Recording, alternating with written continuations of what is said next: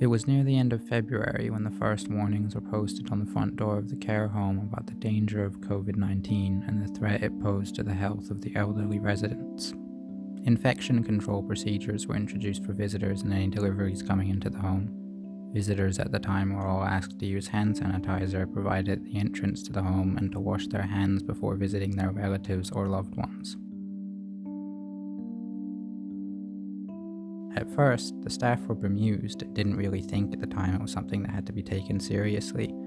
Personal protective equipment is used by all care staff when we provide personal care, and staff were encouraged to be more vigilant about infection control and to wash our hands more often.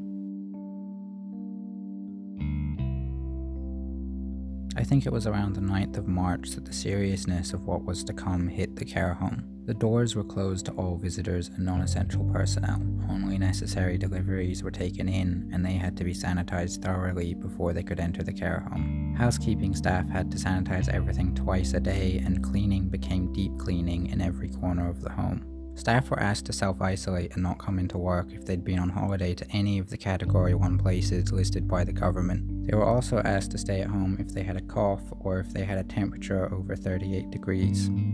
The atmosphere in the home started to change at this point. Everyone began to realize this was not going to go away anytime soon. Everyone started to get really scared, not just for the residents, but themselves and their own families as well. But the work must go on. The residents need to be cared for every day after all.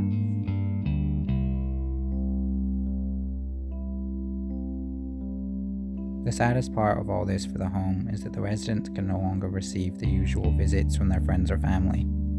We try our best to keep things as routine as possible for the residents, as this helps them feel more secure. We've also managed to set up FaceTime calls between the residents and their families.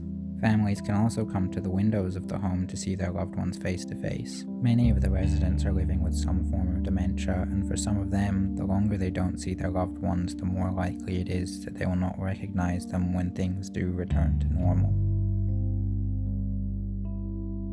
Many changes were made at the home after lockdown was put into place. Staff had to start leaving their uniforms at the care home to be washed. Before lockdown, we all washed them at home and wore uniforms to work each day. Every item we take in is disinfected before entering the home as well. At the start of each shift, we have to fill out a form declaring that we have no symptoms. Temperatures are taken if deemed necessary, and if over 37 degrees, you must go home. The biggest change was for the residents. They must remain in their rooms. All communal areas are now out of bounds. Before, they would all sit together in the lounges. They had communal dining areas and would have their meals together. Bonds are formed between these people, and it's so hard to tell them they can't be with each other until the threat of the virus is over. I'm sure some of them think they're being punished for something they've done. Because their memories are so mixed up, they can react to things like small children. Staff are constantly repeating the reasons for all the changes.